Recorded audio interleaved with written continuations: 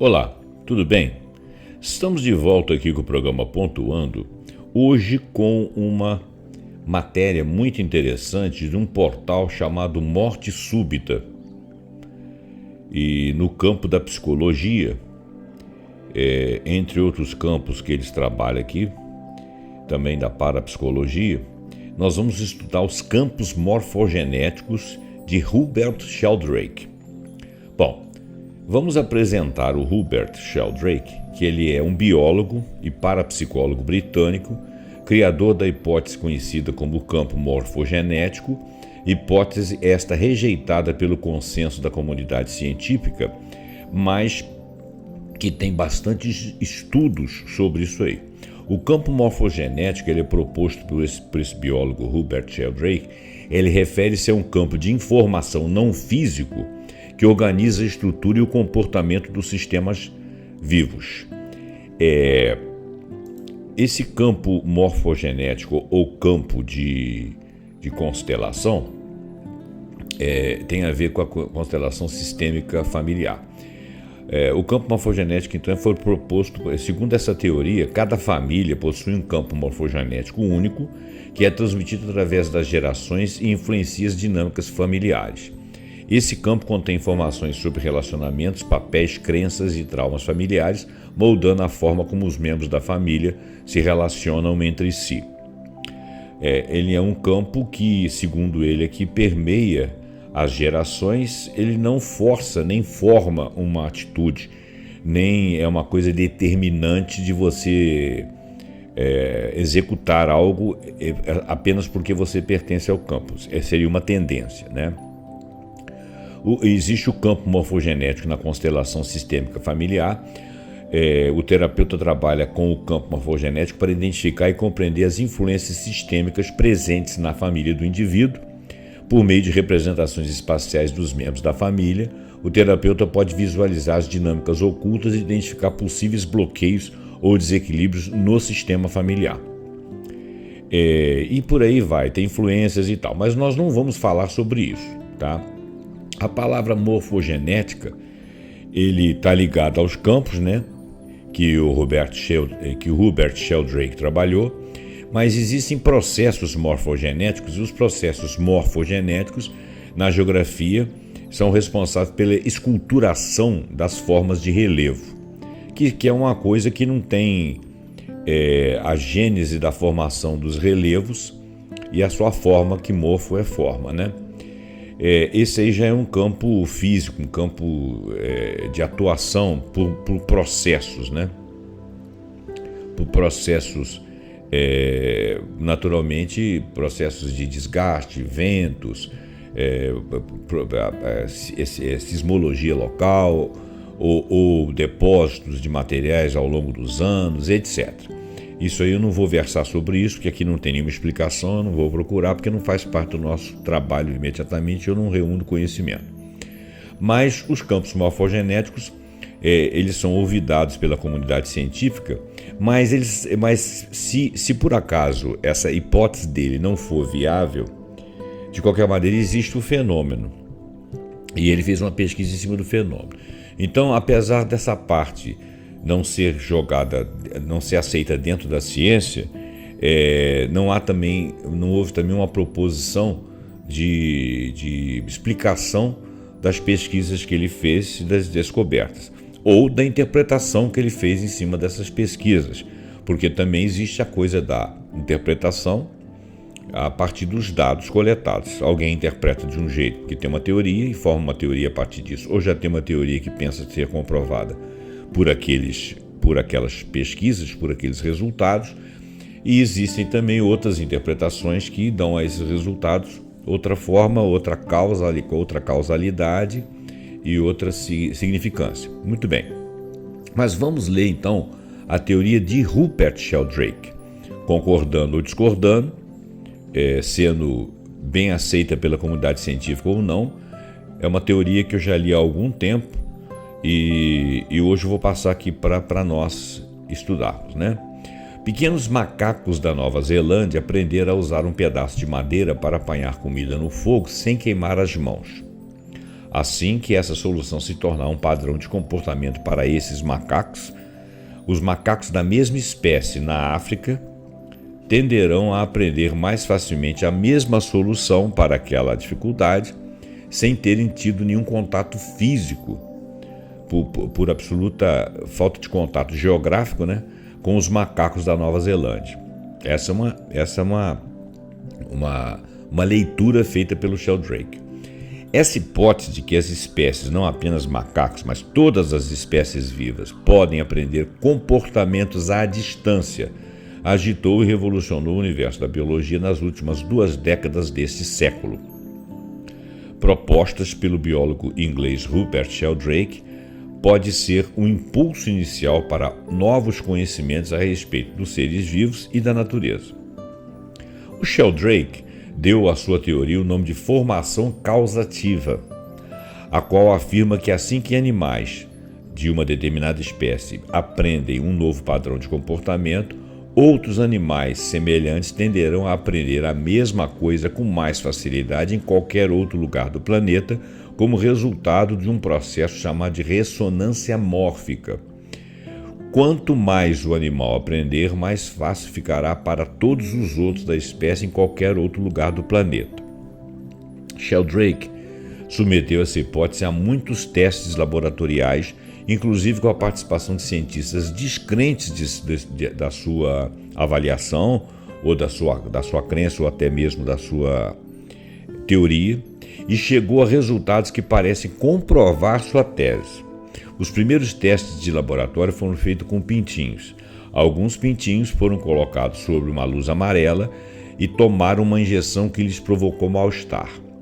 Depois de alguns dias nesse estado, outros pintinhos que não haviam participado do experimento e não haviam tido contato com os da experiência nem haviam tomado a injeção, desenvolveram rejeição pela luz amarela. Em outras palavras, isso foi um aprendizado a priori daquela comunidade de pintinhos que sofreram a injeção sob luz amarela, que fizeram a associação da luz amarela com o mal-estar que estavam sentindo, sem naturalmente compreender, porque pintinho não entende, né? Que foi a injeção e não a luz que causou o mal-estar. Então essa associação eventual que os pintinhos fizeram com a luz foi algo sentido e na morfogenética deles passou como conhecimento para os pintinhos de uma outra comunidade distante que não teve contato físico, para dizer que houve algum tipo de informação. Em plena era da eletrônica, não é muito difícil entendermos, pelo menos na teoria, o conceito por trás da hipótese de Sheldrake, pois o conceito de campos, principalmente campos eletromagnéticos e gravitacionais, está bastante difundido hoje em dia. E mesmo uma criança admite que informações como vozes e imagens podem ser transmitidas à distância por meio de impulsos eletromagnéticos. Mas, para Sheldrake, existe uma espécie muito específica de campos, os campos mórficos, que contêm exclusivamente informações sobre hábitos. Cada indivíduo de uma espécie teria, segundo ele, o seu próprio campo mórfico. Cada indivíduo de uma espécie, por exemplo, a humana, ou dos macacos, ou lá dos pintinhos, ou de outros animais quaisquer, cada indivíduo teria o seu próprio campo mórfico. A soma dos campos mórficos desses indivíduos formaria o campo daquelas espécies, e assim por diante, até que os campos maiores, como o da Terra, de outros planetas e o do próprio universo. Esses campos imateriais conseguiram não só estocar, mas também trocar informações com outros campos mórficos. É como se o campo existisse num espaço não físico e a comunicação dos campos que tiveram uma informação passasse aos outros campos. O contato seria feito por um processo de ressonância, que Sheldrake chamou de ressonância mórfica. É como se algo que vibrasse numa dimensão de um campo conseguisse passar por ressoando para outros campos. Desse modo, as informações contidas em campos mórficos poderiam ser transmitidas de indivíduos de uma espécie para indivíduos de outra espécie, sem nenhum contato físico entre eles. Numa comparação grosseira, seria como se a transmissão de informações por ondas de rádio ou por ondas de TV. Elas viajam por vibrações e podem ser decodificadas por aparelhos em lugares muito distantes do ponto de emissão. Anos de estudo desses campos e dos processos de intercâmbio de informação levaram a Rupert Sheldrake à conclusão ainda mais revolucionária, a de que existe uma espécie de memória na natureza. A ideia, segundo Sheldrake, é de que existe uma espécie de memória na natureza. Cada espécie de coisa tem uma memória coletiva. Assim, tome como exemplo um esquilo vivendo em Nova York. Esse esquilo está sendo influenciado por todos os esquilos do passado. Eu, Sheldrake, dei o nome de ressonância mórfica ao processo como essa influência se move ao longo do tempo, transportando tanto a forma quanto os instintos da memória coletiva dos esquilos. O que alguns acham que essa memória poderia ser por DNA e que, portanto, a cultura teria capacidade mórfica, né, de modificar ou de trazer informações culturais pelo DNA de forma que se mantivesse ali uma memória de DNA. Mas ele não está falando da memória do DNA, porque a memória do DNA seria uma memória física decodificada na genética. E aqui ele fala de um campo não físico, né? Então são teorias diferentes, mas dá mais ou menos a ideia de que aquilo seria incorporado nas culturas e repassado a culturas da mesma espécie. E esse passar não seria apenas pelas gerações, mas poderia ser nas mesmas gerações, ou seja, em vez de ser vertical através das gerações, poderia ser horizontal, né? Ou seja, passar de uma a outra comunidade da mesma espécie. Eu estou chamando de horizontal porque estaria no mesmo tempo, não dependeria de uma geração, outra geração e assim por diante. Bom, é uma teoria de memória coletiva na natureza. Essa memória é expressada pelos campos mórficos, os campos existentes dentro e em volta de cada organismo. Então, admite-se a existência de um campo mórfico que deteria a memória de um processo qualquer adquirido por aquele coletivo daquela espécie. Os processos da memória devem-se à ressonância mórfica. Ele publicou isso aí na revista Biology Forum de 1992. Tá. Os campos morfogenéticos, voltando então à hipótese de Sheldrake, seriam padrões invisíveis que constituem a base do crescimento dos organismos vivos, organizam a atividade dos sistemas nervosos e os instintos dos animais.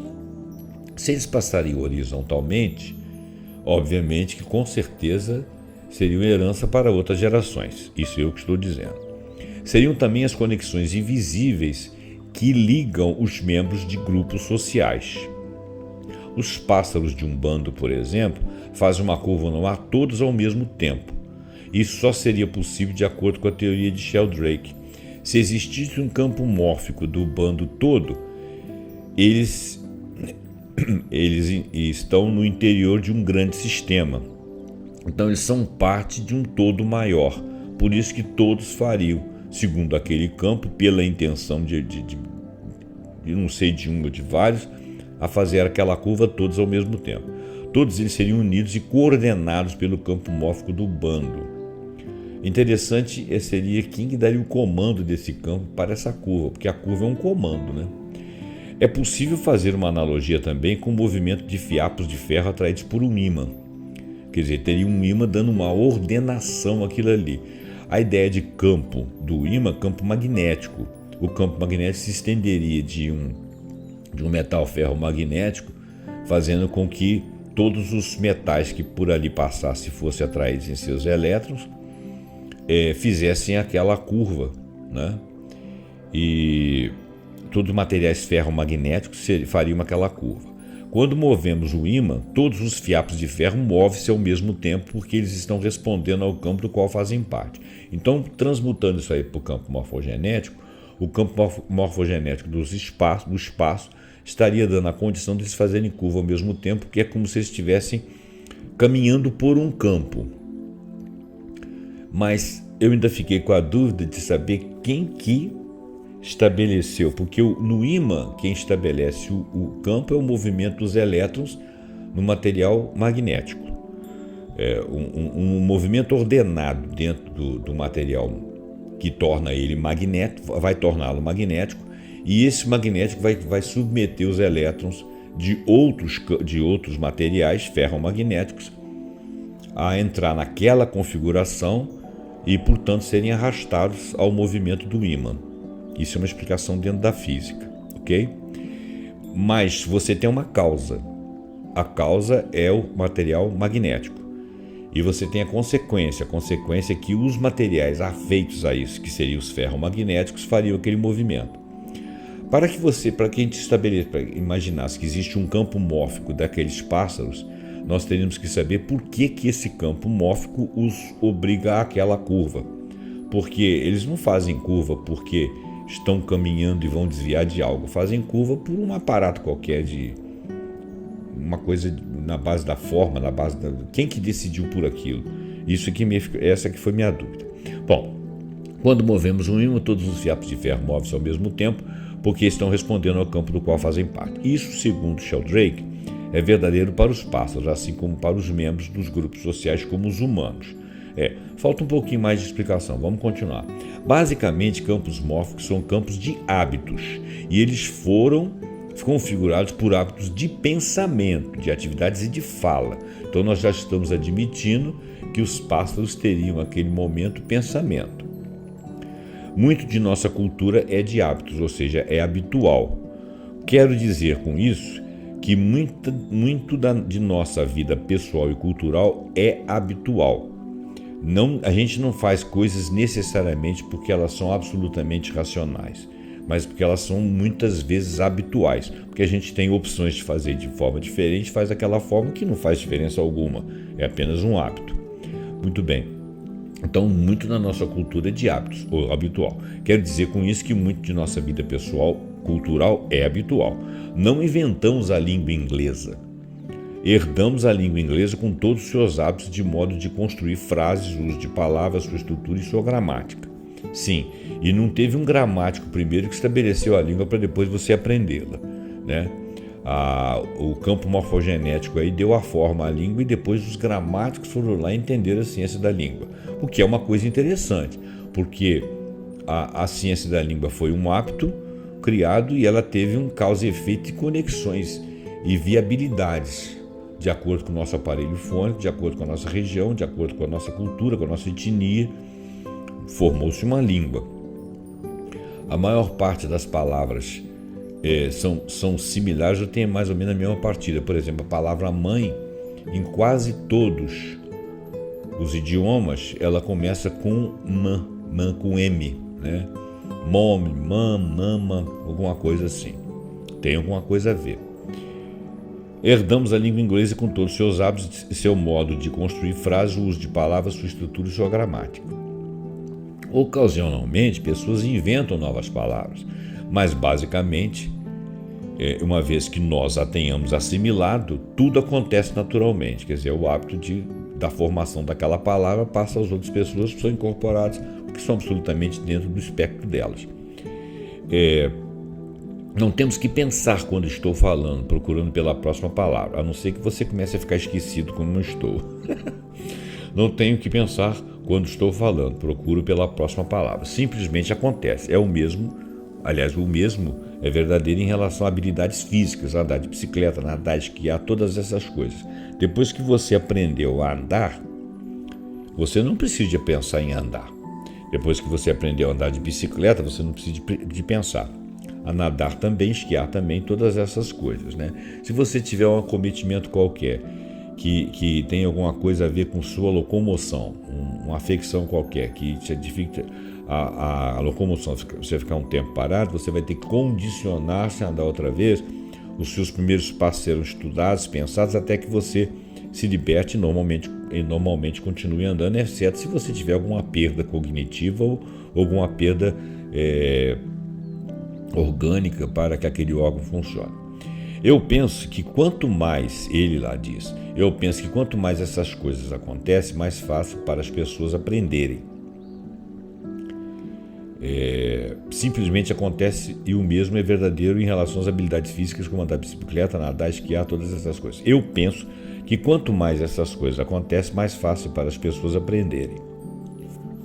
De vez em quando falta vírgula aqui. Nós não sabemos há quanto tempo existe a língua humana, mas supostamente, ou supomos, que tenha pelo menos 50 mil anos. Portanto, existe um campo mórfico tremendamente bem estabelecido para a linguagem falada. Cada língua em particular tem seu próprio campo, que geralmente é formado durante séculos. Ok. Idem, ibidem, ou seja, pela tradução de passagem do livro de Sheldrake, palavras dele. Veja bem, aqui no Brasil, eu não sei em outros lugares, existem comunidades nativas, que seriam os nossos indígenas daqui, que não falam através de uma articulação como nós a usamos. Eles têm alguns diques, alguns estalidos e alguns movimentos da boca e movimentos de mão sobre a boca no momento de ejeção de um som pela boca através do ar, né? Que tem significados e palavras. É claro que aquilo ali são signos, aquilo ali é uma fala e aquilo tem uma formação lá no córtex cerebral. Mas é interessante observar que é um outro tipo de fala. E essa fala ela deve ter, segundo ele, um campo morfogenético, porque aquilo ali é um hábito adquirido.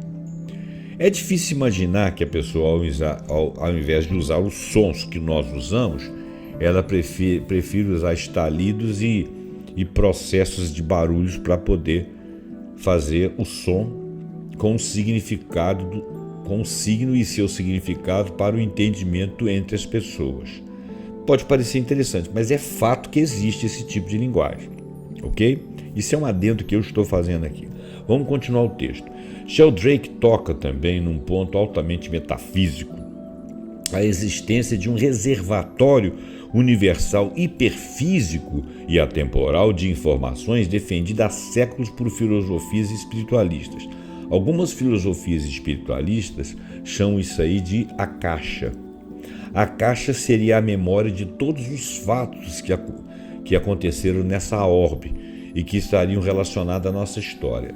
Todo ser humano que aqui habitasse, cujo espírito dele permeasse a matéria, ele teria acesso, não necessariamente voluntário e não necessariamente, eu estou dizendo que não voluntário porque as pessoas nem sabem que isso existe, se é que isso existe, né? E são escolas esotéricas que defendem isso aí, as escolas orientais. Tanto é que o nome Akasha é um nome oriental. Então, inclusive esse negócio é chamado de crônica de Akasha, é um nome esquisito, crônica de Akasha, não sei porquê.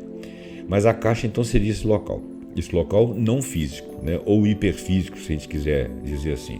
E essas crenças espiritualistas é que ali estariam todas as memórias de todos os hábitos, criações e feituras do ser humano. Teriam mais do que memória, teriam um saber também de todas as pessoas, de todos os seres que passaram por aqui, os mais evoluídos, os muito evoluídos, os menos evoluídos.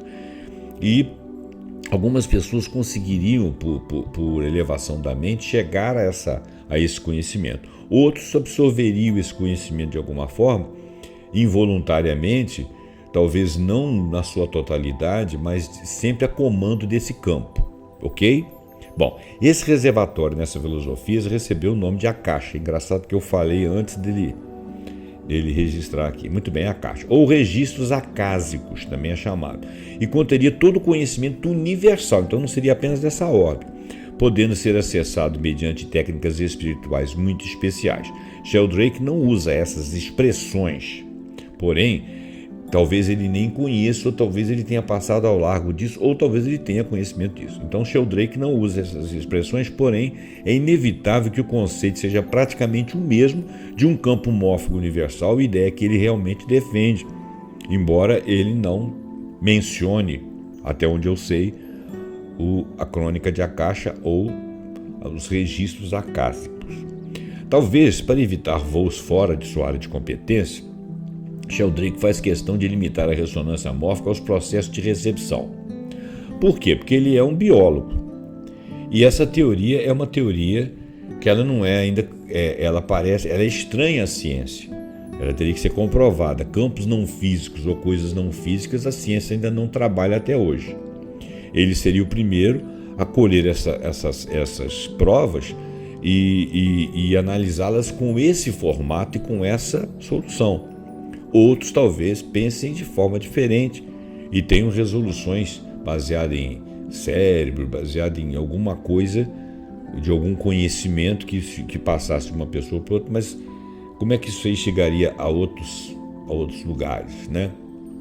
Eles poderiam achar que é obra do acaso, que são coincidências, então teriam que ter muitas provas em muitas espécies, em muitos fatos, em muitos eventos, para que a coisa ficasse colocada como uma pesquisa séria, fatos comprovados e análise desses fatos. E a causalidade dada a esses fatos poderiam evoluir para a ideia dele ou para uma outra ideia, mas ainda assim algo além que a ciência estaria estabelecendo. Isso são palavras minhas, tá?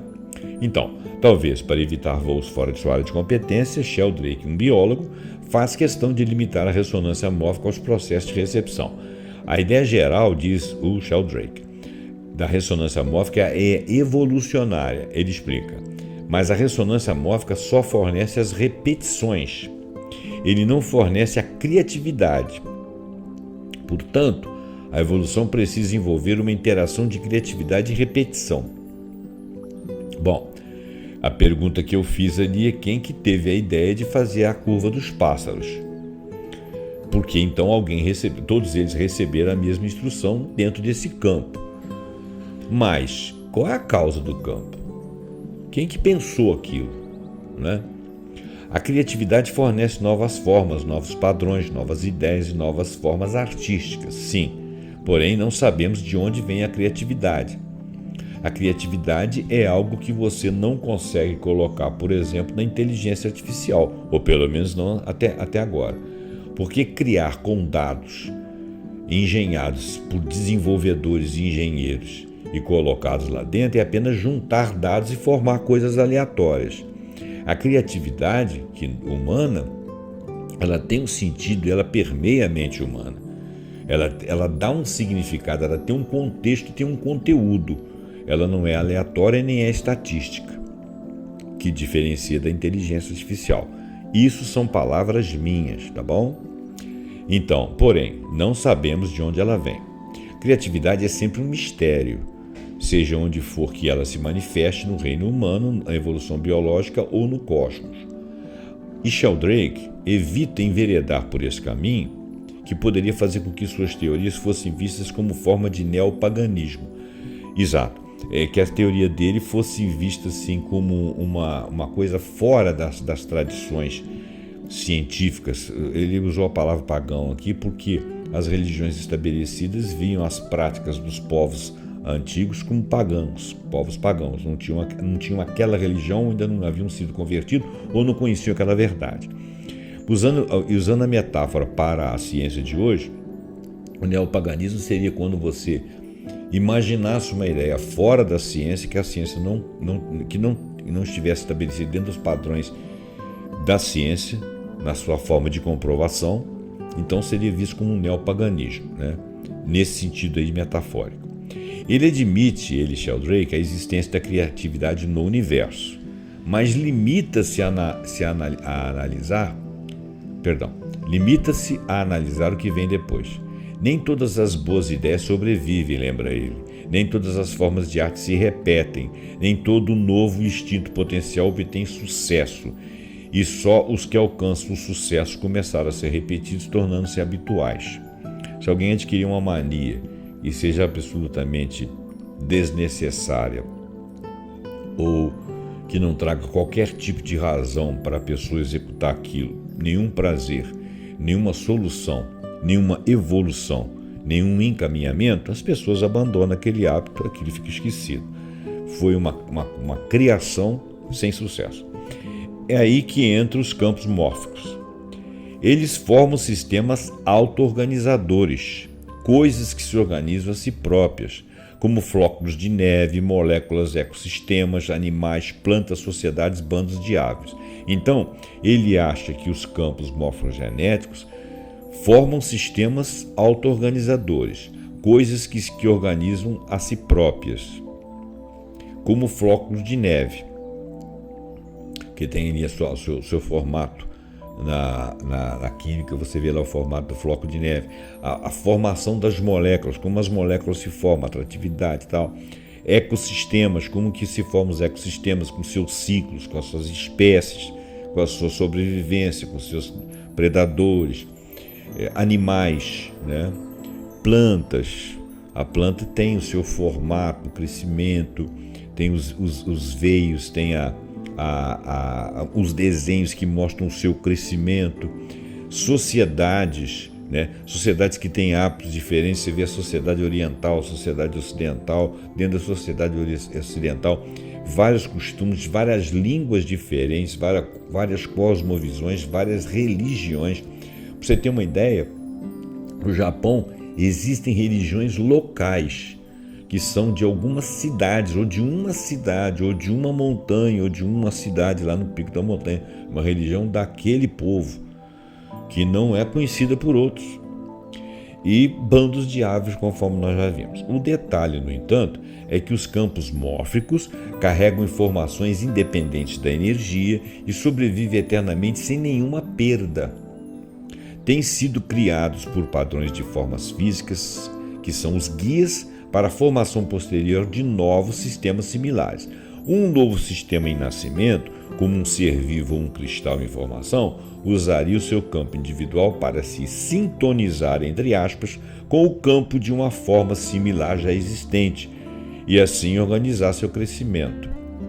Assim seria, por exemplo, um campo que organizaria o crescimento de uma determinada espécie de planta, né? Existem algumas teorias que dizem que quando nós temos uma árvore, né?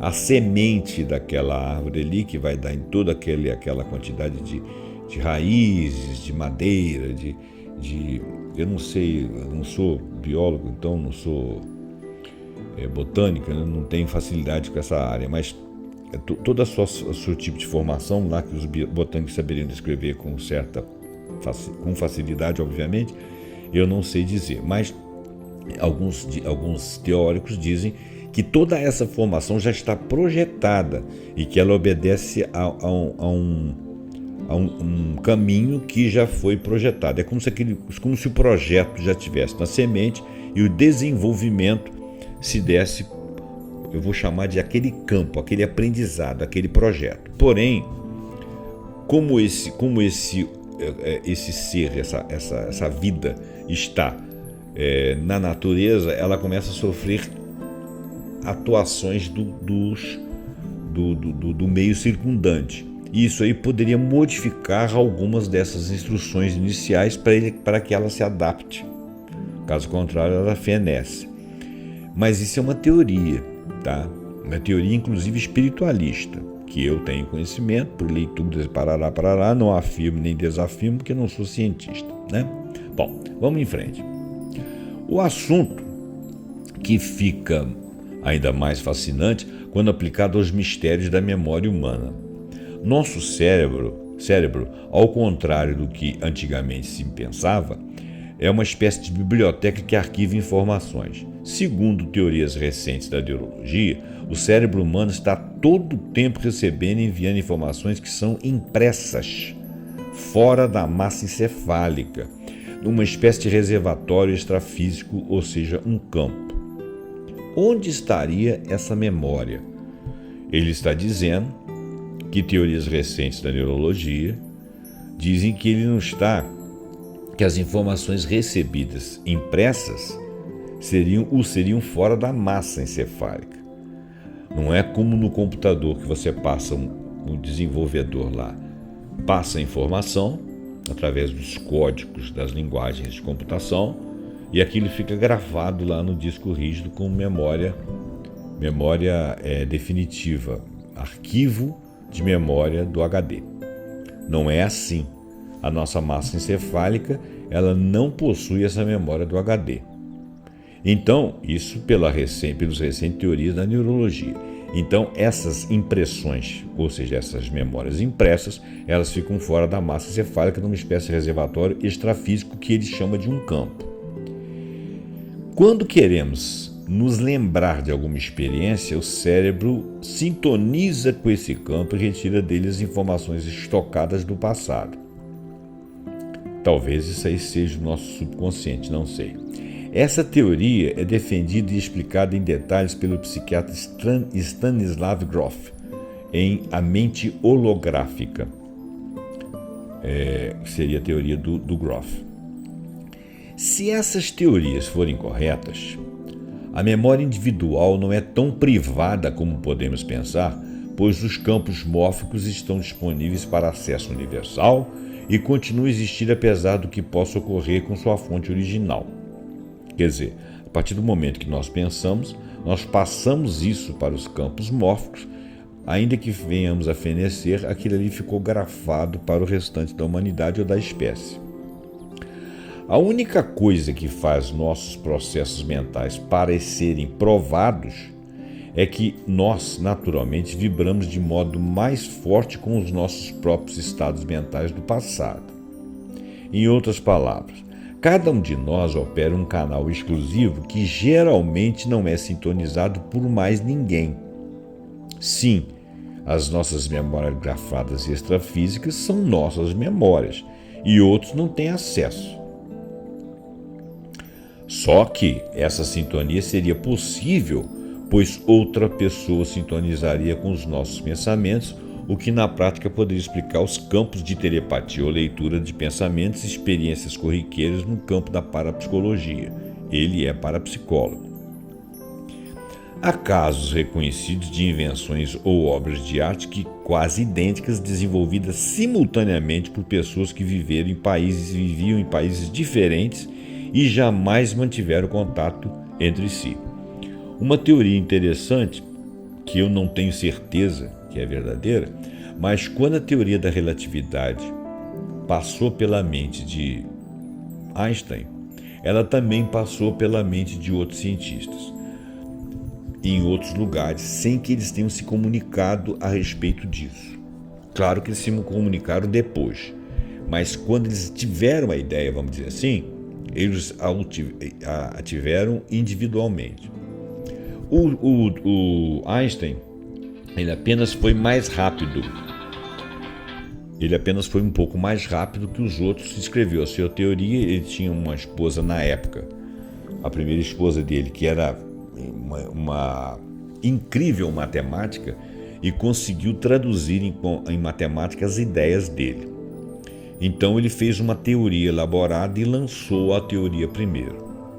Claro que a inteligência do Einstein era muito superior e ele teve facilidade de caminhar com aquilo mais rapidamente até o seu entendimento cabal, enquanto outros cientistas estavam no caminho, mas com certeza iriam concluir também, né? Mas ele, por acaso, era um pouco mais rápido porque era mais brilhante. Mas não foi uma ideia só dele.